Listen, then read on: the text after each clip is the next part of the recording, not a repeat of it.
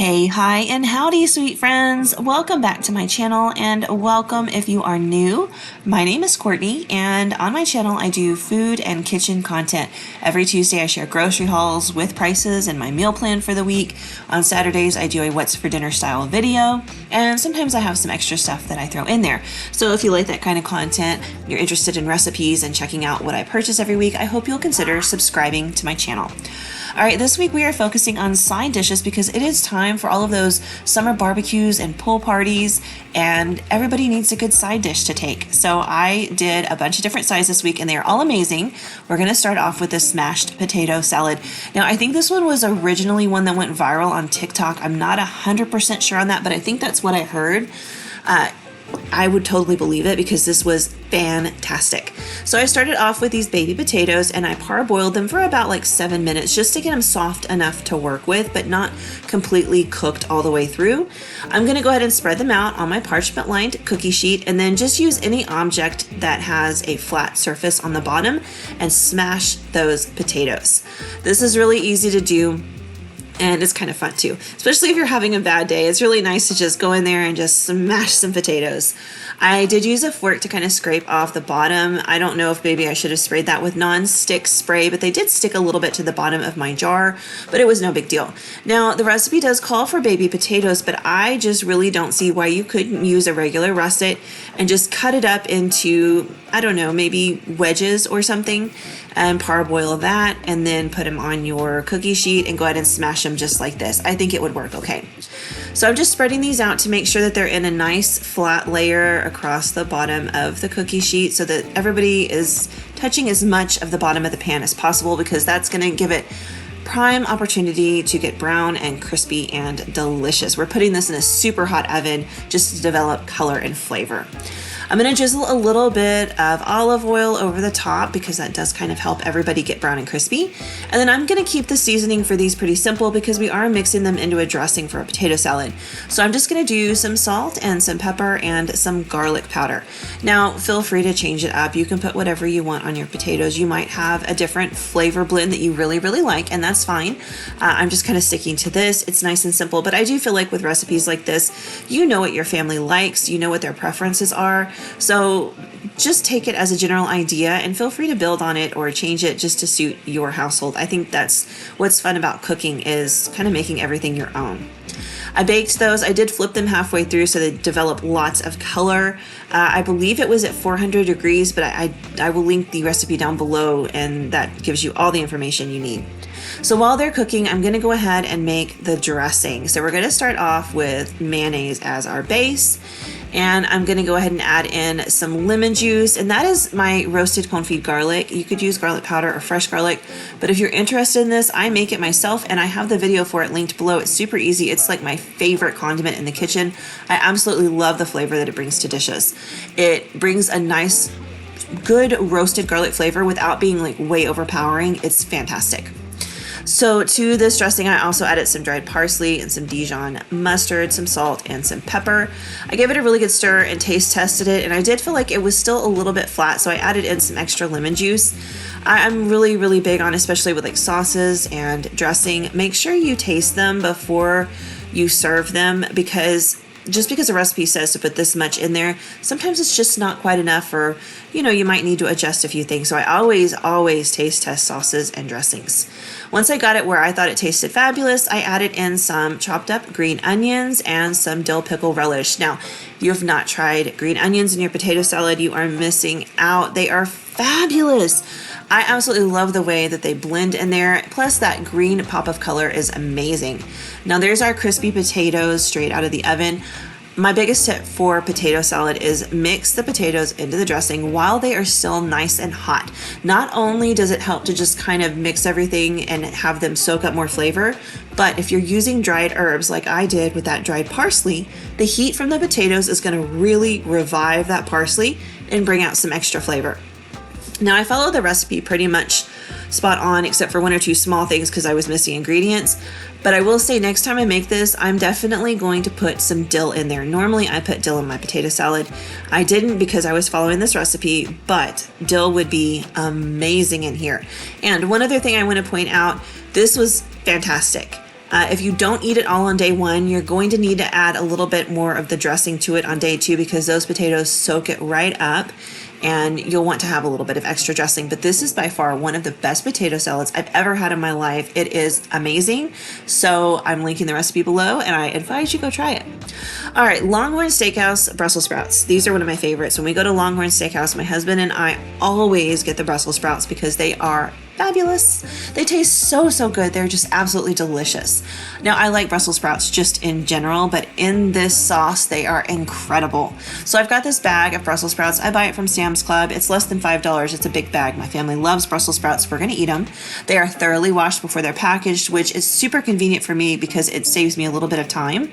So I'm just going to go ahead and cut off the tips, and then depending on the size of the sprout, I will either half it or quarter it. It just depends on how big it is and what I think it needs in order to cook properly. So once this is done, we're gonna, just like the potatoes, parboil these Brussels sprouts. Now, I've made a variation of this recipe before on my channel, trying to pinpoint it so it's perfect, and I gotta tell you, this one nailed it. This was it right here. This is the winner. So there's my Brussels sprouts, and I'm just gonna parboil them for about 7 to 10 minutes. While they're doing their thing, we're gonna prep the sauce. So I took a couple of tablespoons of butter and melted that in the microwave. And then we're gonna add our seasonings. We're gonna do, of course, some salt and some pepper. Gotta have that. In this recipe, it does call for both honey and maple syrup, and I did not have any maple syrup, and it is a very pricey ingredient. So I know a lot of people are trying to save on groceries, and that might not be something that's in your kitchen right now. Just double down on the honey, and it still tastes fabulous. That's what I did, and it was great. Now, it does call for red pepper flakes, but you guys know I love this chili garlic crunch stuff. The one I'm currently using is an ancho pepper garlic crunch. Oh, so good. I always use that in place of like sriracha or red pepper flakes, any of that. This stuff just brings so much more flavor to the table. I'm also adding in some chili powder and some smoked paprika. It really needs to be smoked. If you don't have it, it's okay. You can use regular, but the smoked paprika brings this extra level of flavor, and that is really where it's at. So there I am drizzling that honey in. Like I said, I doubled down on it because I didn't have any maple syrup. And again, the flavor was great. I didn't really miss the maple syrup at all. I added in a little bit of oil and then just got to stirring. You want to mix this really well because the honey sometimes is hard to mix into stuff. The Brussels sprouts are done parboiling. I drained the water and I'm going to put them on a parchment-lined cookie sheet. I'm going to spread them in a single layer across this and then try to flip them over so the cut side is touching the cookie sheet. That's just going to kind of help to get a little bit more color and flavor on these while they cook. We're going to put them in a nice hot oven for a little while and let them roast. When they come out, they'll have some crispy edges just like that. Beautiful, delicious, fantastic. And we're just going to take them while they're hot right into that delicious sauce we made and give them a really good stir to get everybody coated. And I'm going to tell you, they soaked up like 95% of that sauce. It doesn't pull down at the bottom. It really adheres to them because they're hot. They melt the honey and it starts to stick to them and it just stays on. These are so delicious. Oh my goodness, they're fabulous. And I really think if you don't like Brussels sprouts, take the idea, take the sauce, and put it on a different vegetable. This would be really good on carrots because they're sweet. You won't have to add as much sugar. It would be absolutely amazing. I think likewise, you could also do this on regular cabbage. Maybe cut it into like cabbage steaks if you've seen those, and just roast those in the oven and brush this across the top when they come out. I think that would be amazing too, and quite a bit cheaper because cabbage is a lot more affordable than Brussels sprouts. But there they are right there. They were crispy, they were delicious, they soaked up the flavor, and I just served them with some leftover pork ribs from what my husband had grilled over the weekend and some black-eyed peas. All right, stuffed tomatoes. This one was all for me. Like, I knew a lot of people in my household weren't going to be nutty about these for whatever reason. A lot of my people are not big on eating a whole lot of tomatoes, but I had to have them, and I knew, you know what, if they don't like them, more for me, and I'll have lunches for the week, which I did. So I'm going to start off with some nice, I used on the vine tomatoes. You could do beefsteak tomatoes. You want something that's kind of big and kind of round because we're going to stuff it. Now, it doesn't have to be huge, but you definitely want it to be big enough to stuff. I think this is one recipe where I would probably skip the Romas. I just don't think they're going to work out as well for it. So I went ahead and just hollowed these out. I do that with my knife very gently, not poking a hole through the bottom, just kind of cutting around the meat on the inside of the tomato. And then I use my spoon to just finish hollowing them out. And that is what they look like. They're very, very wet on the inside, even after you do those, because it's a tomato.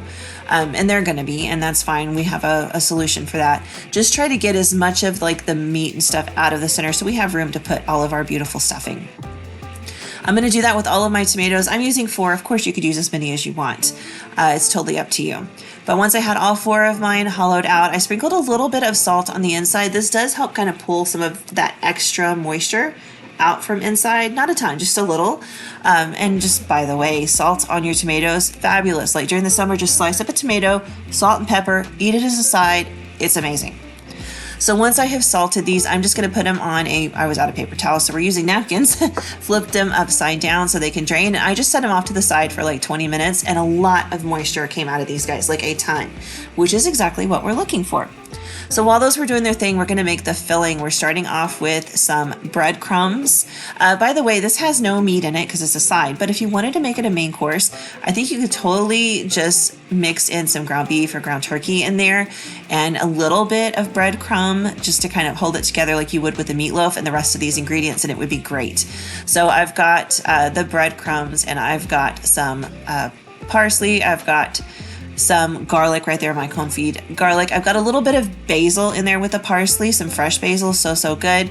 And I also have some mozzarella cheese. I was out of the shredded, so I had an open pack of the slices, and I just cubed those up with my knife and added it in there. And then we're just going to do a little bit of oil just to kind of bring this all together and to help it roast and toast up in the oven. So we're just going to give this a good stir, and don't forget a little bit of seasoning, salt, pepper, that sort of thing. But this was really, really good. The fresh basil really is what makes it pop. Basil and tomatoes are like partners in crime. They are so good together. So once my tomatoes have drained like that, I went ahead and took them off of my paper towel or napkin, whatever you have handy, and I put them on a parchment lined cookie sheet. That is like my favorite way to cook anything. It just makes cleanup so much easier. And I just went to stuffing. So I just really packed in as much stuffing as I could. And I had a little bit of extra stuffing, probably because my tomatoes were a little bit smaller than what the recipe would have called for. I bought what looked best and was most appropriate at my store. So the beefsteak tomatoes kind of looked a little bit sad. And like I said, I didn't want to do Romas, so the only other option I had were these on the vine tomatoes, which I lucked out because they happen to be on sale, but they're not huge. They're pretty small, so I was not able to use up all the stuffing. But if you have some extra, it'd be great to roll up inside of maybe a chicken breast that you pound out, or if you have like some kind of thin sirloin steak or something, maybe butterfly it and wrap that stuffing up in there with some fresh spinach, and that's how you use it up. But I just baked these guys, and that's what they look like. The cheese got melty and bubbly, and these were so good. I loved them. The other people in my house did eat theirs and say they were good, but I still got the extra one, and I was so happy. It was amazing. All right, the last one we're combining because I made both of these for the same meal. It's German potato salad, which is so good. That's what we're starting with first, is German potato salad. But in a minute, we'll do the crispy Parmesan cauliflower, which is also amazing. So I started off by cubing some potatoes and parboiling them. That is like my favorite phrase in this video. I think I've said that for every recipe so far. But we did parboil those potatoes. Once I drained the water out, I just put them in a little bowl off to the side, and I'm just using the same pot that I boiled them in. And I added a little bit of bacon grease down to the bottom. And I'm going to saute an onion in that. Again, I'm linking all the original recipes for all of these down below, so you can kind of read through and get exact measurements or cook times, that sort of thing. But I'm just going to saute this onion until it is nice and soft and pretty much translucent, just till it's, cooked all the way through. It doesn't take very long. Onions are easy to cook. They're quick, and it's one of those things that I do for almost every dish, so it's just kind of like my brain just knows what to do at this point. I got that all cooked. You can see they've got a little bit of color going on. We still have some extra grease in the pan, which is great. I'm going to throw in some bacon. Now, if you cooked your own bacon pieces today, you could just use that grease. I'm using pre-cooked bacon, so I just use some bacon grease that I store in my fridge every time I cook bacon. And I toss those in just to kind of get them a little crispy, because that pre-cooked bacon you buy at the store is a little bit limp. And then I added in those par-cooked potatoes. They will start to crumble a little bit. Don't worry about it. It's going to be fine. They're going to taste so good in the end. They always start to kind of crumble and mash when I make this dish. And I've made it a couple of different ways using different recipes. I think this is the one I like the best. So I just gave everything a good stir so everybody's kind of coated in the bacon grease, and the onions and bacon are mixed in pretty well with the potatoes. And now we're going to go ahead and dress this. So I went ahead and added in a little bit of water, probably about 3 tablespoons. We're going to do a little bit of salt and a little bit of pepper. That's pretty much standard, I think, in everything that I make at this point.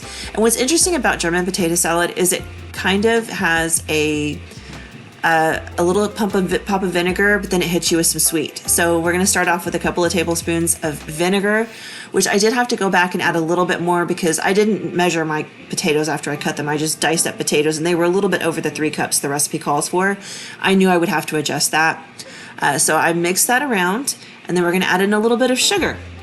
And we'll mix that around. And once you do that, you want to taste it and see if it tastes the way you want. And like I said, mine was lacking the pop of vinegar that I knew that it needed. I added just a dash more. But this is such a fun, unique flavor. I love it. This is something that my husband and I love to go to Fredericksburg. And this is one of our favorite things. There's a recipe or a restaurant we go to where they serve German potato salad with schnitzel and some cabbage. It's purple cabbage, and it's got apple cider vinegar and stuff in it. It's amazing. But we love it so much. And so the German potato salad I cook here at home. It's so, so good. That's all you have to do. I set that off to the side, and we're gonna make our crispy Parmesan cauliflower. So my whole household loves cauliflower. It's one of our favorites, and my go-to recipe for it is to just break it up and air fry it with a little bit of, like for a whole head of cauliflower like this, about 2 tablespoons of mayonnaise, about 2 teaspoons of dill or so, 1.5 teaspoons, some garlic powder, salt, and pepper, and I air fry it at 400 until it gets brown, crispy edges, and it's so, so good. I do that a lot. But I saw this and I thought, okay, this gets me brown, crispy edges too, so I wanted to try it, and it turns out we love it. So I just took the core out of my cauliflower, all the green leaves and stuff, and then I cut it in half, and then I sliced it into kind of like steaks. Now, cauliflower crumbles, and so I would say moving forward, I will make this again, but I'm not going to be so picky about the steaks. What you're looking for is flat sides on the cauliflower, and we can achieve that just fine in a different method, because like I said, these were falling apart, and I ended up having like smaller bite-sized pieces, and that's great. I think that's what I would do next time. But once you've achieved some flat surfaces like that, we're gonna go ahead and mix up our little dipping sauce for them.